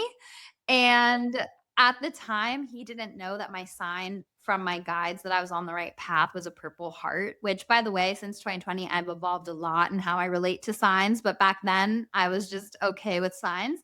And he gifted me a purple amethyst when he asked me, and a heart, an amethyst heart on 8/8. So I'm like, you know what? 8/8 is kind of magical. I'll say. Yeah. And so, go out and be bold and follow your heart. And I hope you all have magical 8/8s. And then, I also want to make a note any like special spiritual day that you're having a bad day, it does not mean that you're not magical and that you're not supported. Sometimes these special spiritual days are also highlighting what needs to be related to differently so that we can call that in. So just know it's okay if things are feeling clunky. It doesn't mean you're any less magical. So, Sunday, August 9th, Mercury squares Chiron in Taurus and moves into Leo. So, this is when Mercury finally leaves Cancer, where it retrograded through, and we finally shifted to a new energetic chapter. And Mercury in Leo is very creative, it's bold, it shares its ideas, it's heart led, and some of the shadows of it can be drama, catastrophizing, only talking about yourself, some of those Leo shadows. So just look out for those. And Mercury in Leo square Chiron in Taurus can be like, where are you being too fixed and rigid and controlling with your thinking? Where are you dimming your light or your voice to make other people more comfortable? Where is low self worth or inner villain scripts of not enoughness coming up? Where are you waiting too long to say yes to your creative ideas? Just whatever's coming up for you, this week is an interesting one because two of the inner planets are changing signs. So sometimes when that happens, we can feel a little discombobulated and it's shifting things and it's changing things. So just give yourself what you need this week if it feels a little clunky. It's definitely a heightened energetic point. So, the second week of August, 10th through 16th, the keywords are big, transitional, heightened energy, expansive, abundant, exciting, so much Leo. We have the sun, Jupiter, Mercury, moon, and south node. So, then Monday, August 10th, we have Venus in Libra opposite Neptune in Aries. So, this is really asking us, Neptune is the planet of dreams and spirituality and the spirit world and the psyche and the subconscious. Libra is love, money, balance, relationships. And Venus in Libra opposite Neptune and Aries is like, where are you plugging into fantasy, story, or potential over lived embodied experience when it comes to any of these Venusian themes? And can you come back down to earth a little? We might feel a little bogged down by relationships and fantasize about freedom or independence. Like we usually think of it the other way, where we're single and we're fantasizing about relationships. But with Neptune and Aries, the fantasy is like, what do I want to go do? How can I go be passionate and move forward and be, a pioneer in my own way? And so for those of you that maybe feel bogged down or your responsibilities are piling up or things don't feel balanced in your relationships, there might be that other side of things where it's like actually fantasizing about going off on your own or doing your own thing. So that might be interesting.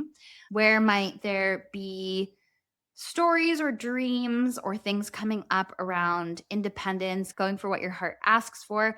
And then also, this any Neptune opposition is just a time where it's like, don't make really big decisions because you might not be thinking clearly. And there also might be old anger, old wounds, or old pain with that Neptune opposition, patterns of self sabotage, patterns of anger or closing things off. So just look out for where you might be acting from something that is not related to actual present moment evidence, but something that might be historical and painful. And then Venus in Libra is trining Pluto in Aquarius. So this is like taking our power back in love, money, and relationships, showing up more authentically. And I think that the balance of these things is our dreams versus the version of self we have to become to embody them. So this trine to Pluto is actually showing us the deeper power levels and transformations that we need to do. And the opposition to Neptune is all the sort of nebulous, foggy things that we haven't been relating to as powerfully because it's in opposition. So it's a really powerful time for all of these heart, love life, money things upgrades that are coming up. And Tuesday, August 11th, we have Mercury in Leo trining Neptune in Aries. So this is a easier energy that hopefully will lessen that Venus opposition a bit, and it brings in a flow of dreaminess, creativity, spiritual connection, inner child work, expansion, heart healing. And then Mercury in Leo opposes Pluto in Aquarius. So that's the other thing that's really interesting about Leo season and all of this Leo energy is that Pluto is in Aquarius, the sister sign. So everything making its way through Leo is opposing heavy hitter Pluto in Aquarius. That's why a lot of Leo placements have been having, I don't want to say a harder time, but it's been a big up level and reclamation of power time because of Pluto in Aquarius opposing you. And same honorable shout out for Taurus and Scorpio too, because it's all of the fixed signs being activated by Pluto and Aquarius. So, some themes for Mercury in Leo opposite Pluto and Aquarius. Where are we being too self centered? The inner villain voice is so obsessed with us and it robs us from seeing all of the bigger picture things in the world that we could be thinking about. And where are we obsessively watching or scanning for our own mistakes, and does anybody else actually really care? And this can be a inner villain territory, so really look out this week for heightened inner villain voice stuff. And I think that this also really plugs into the May energy report when I talk about the devil card. The devil card really ties into this energy for me, where it's like, what are we so attached to? What outcome are we so attached to? Not because our heart asks for it, but because it will prove to us that we're enough and that we're making it mean something, that the devil is like pulling the puppet strings. And so, where are you giving your power away in the present moment because you desire an outcome so deeply? And it might seem heart led, but it's actually this mirror of our not enoughness and what we're making it mean. And so, some of the keywords here too are like comparison, obsession, control. And then there also just might be this fatigue around bigger political things and institutional things and collective things. And how are we letting that overshadow what is in our power to make a difference here and now for our collective and our community? And then this same day, Venus in Libra trines Uranus in Gemini. So this kind of opens us up to new social connections, maybe finding more balance or common ground with other people, maybe lightning bolts of ideas, maybe just good group connections, social energy, clarity, aha moments, etc. So then also this same day, Tuesday, August 11th, which keep in mind, take all of these transits like kind of 3 days before, 3 days after, you'll feel their influence. So Mars moves into Cancer, and Mars is not super comfortable in Cancer. It will be here from August 11th to September 27th. And, Mars is like naturally ruler of Aries and it wants to go, go, go. It's the warrior, it's a fiery planet. And Cancer, it's not that Cancer doesn't have its own form of fire, but the connection between Mars and Cancer can just kind of put some steam on Mars and we can feel a little more moody and passive aggressive and not really go for what we want or protect ourselves or almost baby ourselves too much to really put ourselves out there. So It's not that there can't be a lot of gifts of Mars in Cancer, it's just not the most comfortable in Cancer. And so, again, with these inner planets all changing signs within the first 11 days of the month, we just might feel a little off or discombobulated or like there's a lot of layers to the energy. So just be kind to yourself as you navigate that. And so some of the shadows of that I've already, we can initiate things but not finish them. It can also bring up anger towards our mom or our family or old ancestral fights or angers or dynamics coming up because Cancer is the sign of ancestral memory and Mars is anger and warrior and aggression. So that can be some of the shadows. But some of the blessings of Mars in Cancer can be moving from an intuitive, heart led place, deeply feeling our anger or feeling our emotions or getting really clear on that. It can bring some more clarity on the path. We might be really dialed in to take care of ourselves or sustain ourselves more along the path. And we might feel really motivated to bring people together or, take care of the people that we love. Wednesday, August 12th, eclipse season begins, baby. So, this is a big one. Mercury, Venus, Mars, all shifted signs, eclipse season. It's just a really big energy time. So, you know, like I said, be kind to yourself. Eclipse season is basically, I think Dr. Michael Lennox describes it as a karmic wormhole, but it's just this time where the way my mom taught me is that the drawbridges come down and whatever comes in or comes out, then the drawbridges go back up and it was meant to be that and they stay in or they stay out. It's like really big picture changes. It's soul level lessons in alignment. It's big things. And with the nodes now in Leo and Aquarius, it's going to be huge for people in their nodal return or reversal. It's going to be huge for the fixed signs, but especially Leo and Aquarius placement. So this is a big one for you, Claire. Am I in my nodal return? I don't think so. I think both of our north nodes are in Capricorn, I think, but I'm not sure. Okay. I have to look at your chart. Even still, yes, it sounds like it's gonna be an exciting time. Yeah, you're not in your nodal reversal, but the nodes are meeting your sun and your rising. So that's big.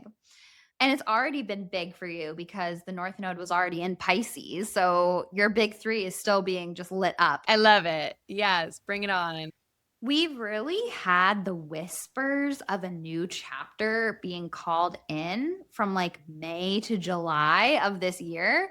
And now I think eclipse season is just an acceleration of that and really moving forward with what we've kind of been weighing or grappling since the beginning part of the year. And eclipse season will really be until the Virgo new moon on September 10th. So this is opening it up for us. This is a new moon in Leo. It's a south node total eclipse. So a total eclipse is strong energy, as the name suggests. And it's really giving us a chance to plant new seeds around all themes of Leo: the heart, creativity, passion, children, visibility, leadership, luxury, queendom, CEO energy, confidence, strength. But the thing about eclipse season is that it's less of a time for telling the universe what you want and more of a time of listening. It's more of a time of that doesn't mean passivity. It doesn't mean not doing anything. It just means not continually trying to push the same boulder up the hill over and over again that's not working and actually going with where the momentum is taking you. So it's a really great, beautiful time for so much growth. So, this same day of the Leo new moon, a part of its energy is Mercury in Leo, sextiling Uranus and Gemini. This is expanding our mind, thinking bigger, aha moments, maybe some clarity on these nodes of fate themes, authentic expression, being heard. And then we have Mars in Cancer, sextiling Chiron in Taurus. So, this is healing the mother wound, karmic mother themes. How have past wounds kept you safe but small? How can you move forward in a way that's rooted in more self worth and that feels more healed? It can be body love, and it can sometimes, there can be themes of like inherited wounding around body image from the women in your lineage or the people in your lineage that were passed down to you. It can be moving forward in a way that takes care of our physical body more. And then for some people, it might be progress or healing in your own motherhood journeys. So it's a really powerful eclipse. And again, I think that it's a really powerful time to intentionally practice listening to the universe instead of writing down everything you want from the universe. And I think that if we can just listen to our higher self, to our inner child, to our guides, to where the energy is flowing and show up presently and powerfully in that way, that's some of the most powerful magic we can do for eclipse season. I love that. I think that's such a beautiful way for us to show up all the time, you know? And I'm definitely going to take that on. Yeah, it's like that constant thing we always talk about of expansion and constriction. And I think that for most of the year when it's not eclipse season, we can be really intentional, we can push, we can go, and this is just a time that it's the beautiful counterbalance to just listen and heed and really hear the call and still take the aligned action, but in a way that's in flow instead of trying to control or connected to should or trying to push. And part of that too is like releasing that pattern of focusing on the not enoughness that we were talking about with the Six of Swords. So, Thursday, August 13th, Mercury in Leo sextiles Venus in Libra. This is a really beautiful head and heart getting on the same page, moving forward, finding some lightness, good for creation, clarity, good communication in relationships, all of those things. And then Saturday, August 15th, Mercury meets up with Jupiter in Leo, which is so beautiful. We might feel just full of potential. We might feel like new creative ideas are coming to us. We might feel optimistic. We might be really clear in our own wisdom or what our heart wants us to know. This is definitely the time where we may get the clear downloads of what the strategy needs to be for this Leo expansion. We might get clear instructions from our team or our higher self of what we need to do next. And we might feel really clear on that. We might be really connected to our own wisdom. There might be a lot of witch wound healing around visibility and letting yourself be seen and sharing your voice and letting yourself be imperfect. And there's just a lot of mental expansion and illumination and seeing things really clearly with this. So, moving into week 3, it's still eclipse season. This is August 17th to the 23rd. And this is when my group 3, Becoming the Oracle ladies, will be finishing. So, I thought it was so powerful that this round 3 of Becoming the Oracle fell during eclipse season and during all of these themes we're talking about. It made me really excited to see that. And some of the keywords here is big energy, changes, surrender, shifts, growing, expansion, and fire. So good luck, everyone. I'm just joking. Sounds exciting. Oh, I know. I'm really excited. There's so many beautiful things with Jupiter, and I know life is complicated. Life is layered, and that's why I love astrology because it's not simple. It's very layered, and you have one planet over here doing this, you have another planet over there doing this, and some is happy and some is tense, and I'm like, ain't that just the way? Why wouldn't it be like that? It's so funny how we think it's like separate, Yes, that's why I've stopped looking to signs for answers because it's taking such a layered thing into such a simple divination form. And it just is, we need layers. So, Monday, August 17th, we have Mercury in Leo trining Saturn in Aries. This is more of that energy of like planning and strategizing and committing to what that fire is telling us and what's being illuminated. It's staying power towards those strategies, towards our creative, brave, and passionate endeavors. Because, when we first start out with holding all this fire, if we're not used to it, we can immediately be like, it's too much, it's too hot, it's too bright, I can't do this.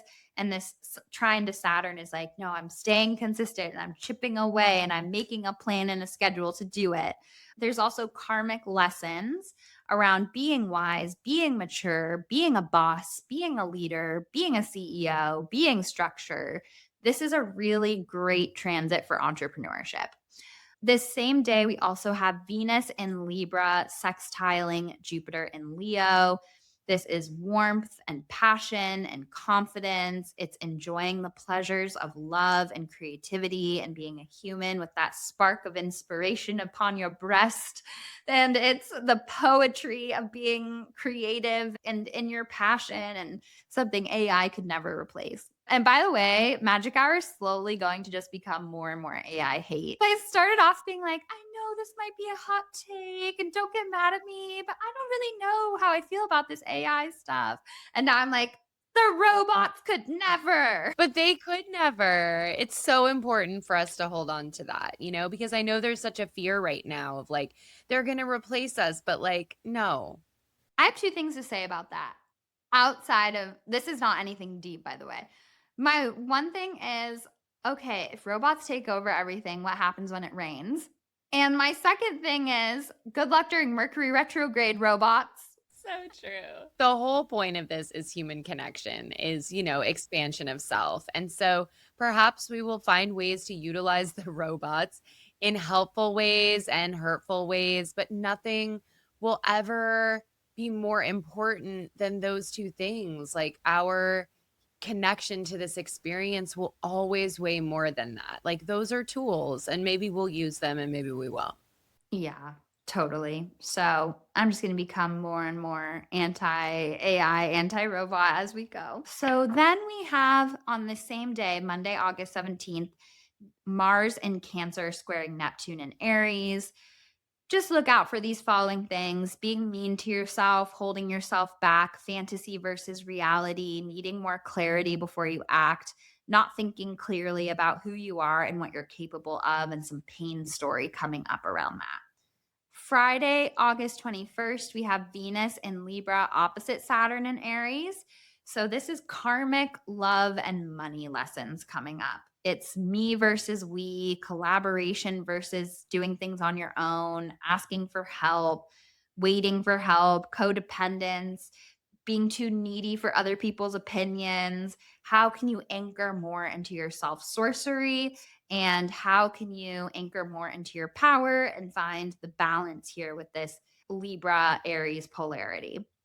Saturday, August 22nd, we move into Virgo season. So we are out of Leo, out of the fire, baby. And we are moving into mutable earth. So this definitely changes the energy.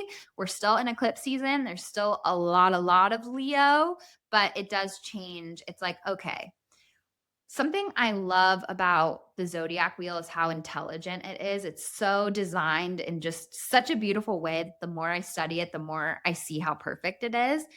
But if Leo is this opening our heart and exploring our passions and stepping into our boldness and our leadership, then we go into Virgo, which is adult consciousness. It's building structures, it's organizing, it's really understanding frameworks of how to build out. And that would be hollow if we didn't just come from a place where our heart was wide open. So Virgo is like, I'm here, Leo. Now let's build it. Now let's commit. Now let's take what your heart asked for and make structure out of it. And let's make sure in the process that we're surviving, because Leo can sometimes be like, pleasure, more pleasure, joy, fun. And then Virgo's like, but we're an adult now. We're not a teenager anymore. And we have to survive in the adult world, sadly. So let's be mature. Let's stay disciplined. Let's build the structures we need to do that. So it's definitely a changing of the guard. It's no accident that this is back to school season. It's like, it's time, baby. The Virgos are here. And guess what? I love Virgo season. I love it. I'm like, I would love nothing more than to write my lists of things I need to do and stick to it. I love a to-do list. I do. Crossing off a to-do list is my drug. It is my drug. It feels so right. I know. Sometimes I'll write things that I already did, but I forgot to write them on my list just so I can put that check, baby. Me too. I know. And like part of the reason I got to my 100th class at the gym is because they do these like challenges where you get to put a star on a chart. I'm like, I'll see you every day. Believe you me, I will see you every day. I'm like, move. I like move people out of the way, get my little star.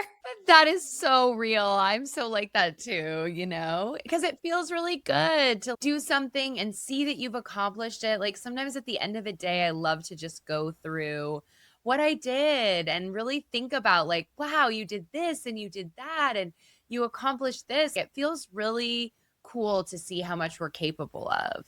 Yeah.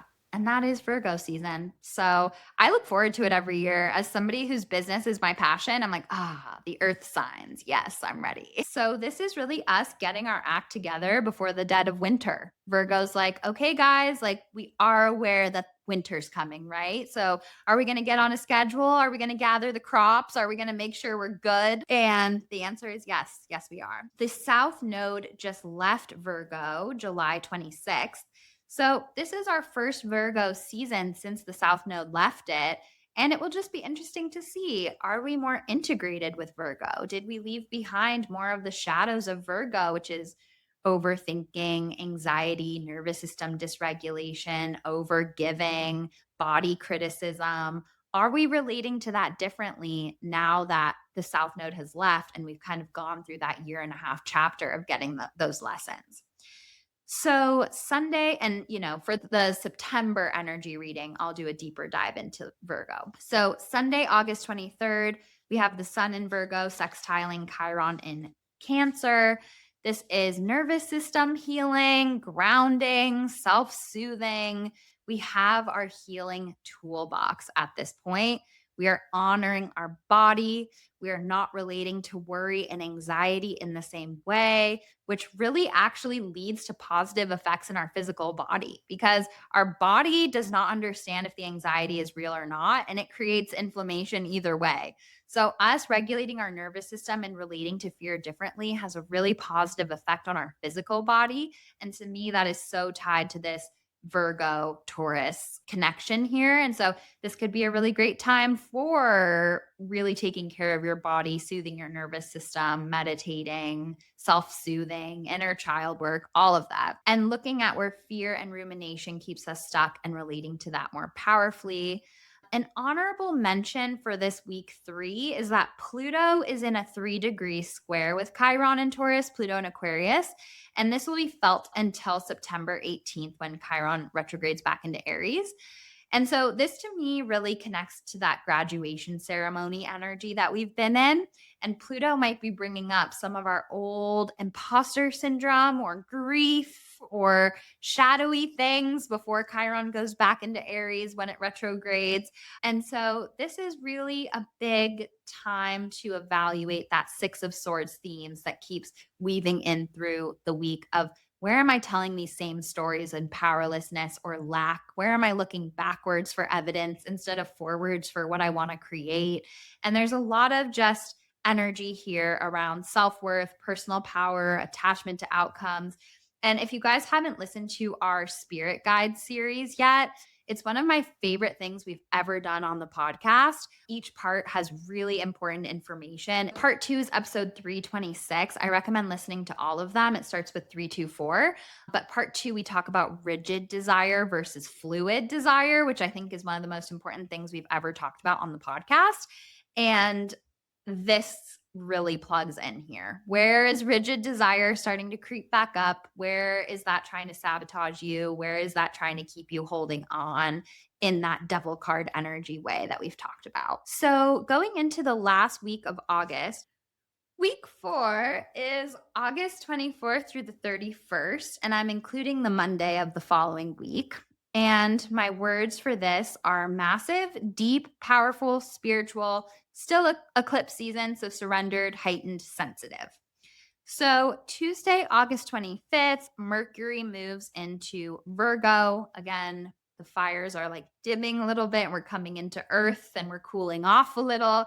Kind of reminds me of when you have this whirlwind romance and you're like, oh my God, life does not exist. Travel, yeah.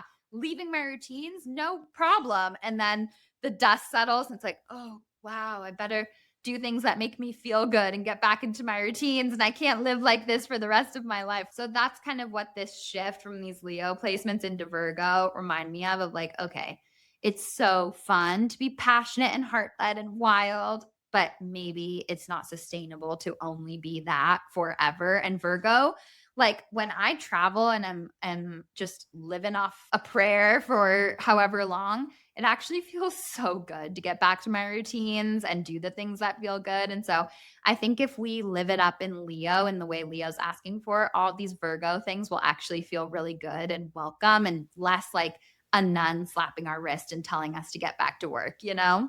Yeah, it's like a beautiful ending of a chapter when you get to have that wildness and that travel, and then it's like a place to land and integrate. Totally. So, yeah, Mercury moves out of Leo and into Virgo, and it loves being in Virgo. It co rules Virgo. So, it's happy here. It's precise. It's detailed. It's structured. It's impeccable with its word, one of the four commandments. It can understand structures and, some of those shadow sides that hopefully we're relating to a little differently, but no shame if that spiral of healing comes up for a deeper layer can be the rumination, the worry, the fear, the scanning for threats. And I think also there can be a little bit of over humility sometimes as a shadow side of Virgo. And Mercury in Virgo will trine Chiron in Taurus. So all of these Virgo placements are in the early degrees, immediately making a harmonious aspect with our planet of healing, which is Chiron. And so this just might be really getting clear on mental scripts that aren't serving us. This might be really helpful for that Six of Swords forward momentum, scripts around worthiness, money, body love, trusting our body, nervous system work, not letting our dysregulated nervous system and inner child run the show, but being more rooted into our power and our higher self. So, Claire and I are going on a really epic trip, and I don't want to share what it is yet because we're going to do a whole solo episode when we do it, and it's going to be just know it's going to be epic. And I'm trying to bring witch tourism, baby. I want the witches to flock to our places. I'm interested in pre Christianity sacred sites. Okay. I don't want to go see cathedrals really, even though that probably was our sacred site. But I want to go to the witch tourism. That is what gets me going. And Claire and I are going to do something awesome. So watch the space. And I love that it's in this moment where what you were just talking about feels so aligned, like deep and magical. And, yeah, it feels so aligned. Yes. Yes. And so Thursday, August 27th, is the day we leave for said trip. And you would think, wow, Taylor, are you an astrologer or are you not? Because why are you choosing to embark on a trip on the day of the full moon eclipse in Pisces? And I would say, you know what? I was drawn to this day. It all worked out. And eclipse season can bring really good things too. And it also just shows that Claire and I are literally karmically bound because we started magic hour during eclipse season and we're going on this trip during eclipse season. So there's a very fated karmic nature to it. So that's what I would say. And Claire's a Pisces moon. So, That's right. And yeah. also, I think a level of this is part of the adventure, right? It's like, so it's eclipse season. I'm not going to hide away in my home and, close my shutters and worry that there's going to be disaster. Like if I'm this adventurer, it's like, okay, what wild storm might I need to sail through in this moment, or what unexpected challenge are we going to face and be ready to face? It's like, I don't want to shy away from these types of things. It doesn't scare me because there's nothing to fear except fear itself. So, like, bring it on, full moon eclipse in Pisces. I can't wait to see what adventure unfolds from your magic. Exactly. It's like I almost stayed home on the day Mars met up with Uranus. And I was like, what am I doing? And then I went out and had a great day. And I was like, oh, yeah. So there we go. Superstition is obvious in other places, sneakier here sometimes, but it's still superstition and spirit wound. So this is an out of sign eclipse, basically meaning eclipses usually line up with the nodes of fate. So that's why the South Node eclipse in Leo, it's an eclipse with the new moon there. Sometimes when the moons fall within degrees close to where the nodes are, then it's in it's out of sign. So instead of it being the full moon in Aquarius as an eclipse, it's the full moon eclipse in Pisces. So this is really bridging the gap between the lessons that we had from January 2025 to July of this year and the chapter that we're going into next, because it's activating where the North Node just came from. So this is not as intense as the Leo eclipse, because the Leo eclipse was a total eclipse. This is a partial eclipse and it's out of sign, but it's still very important. It's still eclipse season.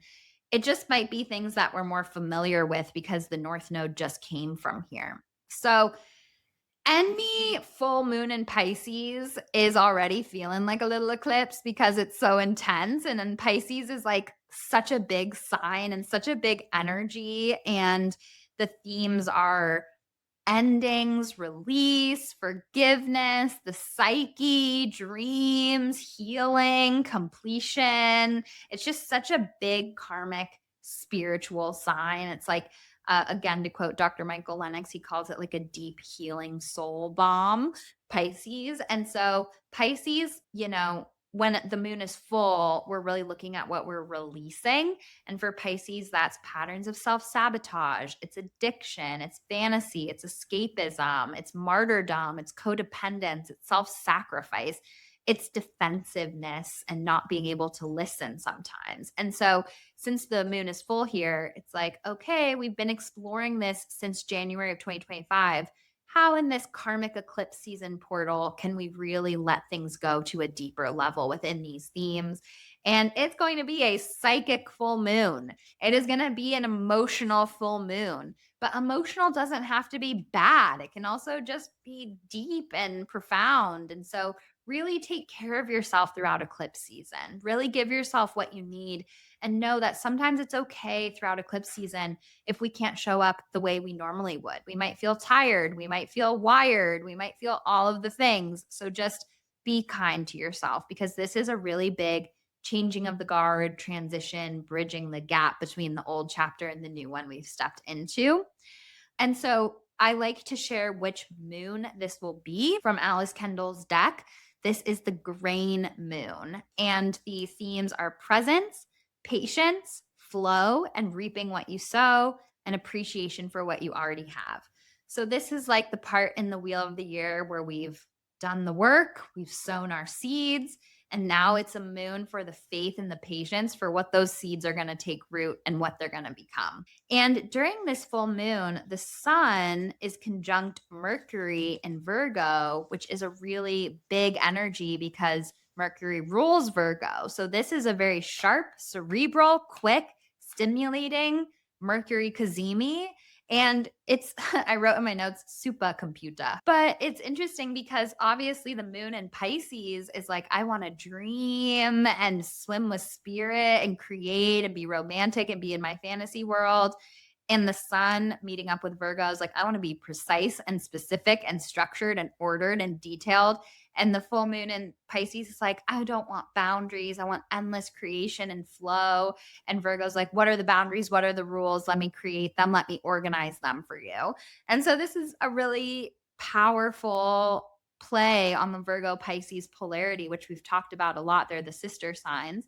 And so it's going to be a really beautiful moment where that Virgo precision and accuracy and insight and the Pisces spirit and depths and emotions and dreams come together in a way that might be very profound and give us a lot of clarity, and might be very emotional and healing too, because these sister signs are all about healing mind, body, soul. So really just pay attention to what comes up for you. So Friday, August 28th, we have the sun in Virgo square Uranus in Gemini. This is really saying, don't let perfectionism keep you from change. How can you let it be a little messy? How can you release overthinking? How can you share your full truth and your voice? How can you find the structure between balance and freedom / rebellion? And sometimes we might have a hard time following our routines and we just have to find a little more flow. Sometimes when the sun is doing things with the outer planets like Uranus, it can be more of a societal thing and less of a personal experience. But it can add a little bit of like frustration with technology or surprises or things shifting or just things that we don't expect. And we just need to flow with them. Mercury and Virgo on this same day also squares Uranus because the Sun and Mercury just met up. They're both making a square to Uranus. And so this is just a similar energy, but applied to the mind and communication. So, where are you letting fear talk over intuition? It might feel like Mercury retrograde light with just frustrations with tech or things like that. And you just need to go with the flow and not overthink and not try to be too perfect in that, which that perfectionism is another shadow side of Virgo that I should have said earlier. So Monday, August 31st, we have Jupiter in Leo trining Saturn in Aries. And this is, again, the structure to support our expansion, bringing the maturity and the wisdom and the toolbox to give our inner child the life they dreamed of, committing to the heart's joy, pioneering, leadership, bravery, confidence. It's like really fleshing out the structures to commit to that Jupiter in Leo expansion, which is really beautiful. And it's funny looking at the astrology of the 28th because who knows what's going to happen. I'm not trying to predict the future, but that's the day that we're going to land and be like jet lagged and just trying to stay awake. So I'm like, it kind of makes sense that there's some clunky things happening that day. Yes, we'll be in line with the energy for sure. Yeah, it's always interesting. But like I said in the beginning, it's so easy to let fear fantasies about future astrology come up. And I've traveled before or planned things when the astrology was really crazy. And it always pans out in a way that I don't expect and could have never predicted or guessed. So we might as well just flow with what we're being called to. Yeah, exactly. Don't let it hold you back. Let it be information to help you cope or learn or grow. I think then it can be this beautiful tool of understanding versus it being like a warning or something that makes you feel hesitant or worried. It's like it's here holding us. So, how can we see and integrate these ideas in a way that we can like show up in an empowered way versus letting it scare us away? 1,000,000%. And everything I feel called to feels like a yes. And that's always going to be more important than a story I'm telling myself about the future. Well, you guys, I'm literally losing my voice. That was a lot of talking, but I'm so glad that we got through those 11 pages of notes. And if you're here at the end, we love you, girl, or whoever's watching, whoever's listening. We just love you. We love you. Sounds like a really exciting time. I feel really excited. I mean, it feels so in line with my journey and where I'm at. And yeah, it just feels really exciting and empowering. And how can we look at it in that way? And yeah, I can't wait to see where we all are come September 2nd or whatever. Yes, me too. I cannot wait. And Claire and I will have so much to report back. So we love you all. Have a super magical August, and we will see you next week.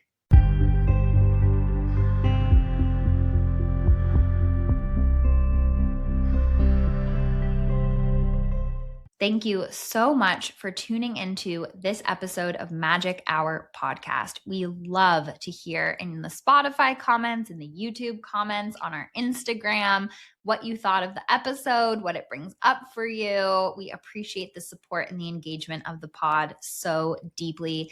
If you enjoyed the episode, please leave us 5-star reviews so that more magical people can find the pod and join the Hummingbird community. Our next angel and mediumship reading giveaway will happen when we hit 333 5-star reviews on Apple Podcasts and Spotify. We've already hit it on Spotify, so Apple Podcast is the only one we're waiting for. The way to join the giveaway is to leave us a 5-star review on Apple Podcasts, Spotify, to subscribe to the YouTube channel, and to share us on your social media, tag us on your stories. Send a screenshot. Any of those submissions each count as one submission, and send those screenshots to contact@magichourpod.com, and you will be entered into all future giveaways. And I absolutely love connecting with the Hummingbird community in this way. We are an indie podcast. totally produced by me, and all of the support, the engagement, the telling your magical friends and family and coven about this show really keeps our lights on. So we love you all so, so much. See you next week, and never forget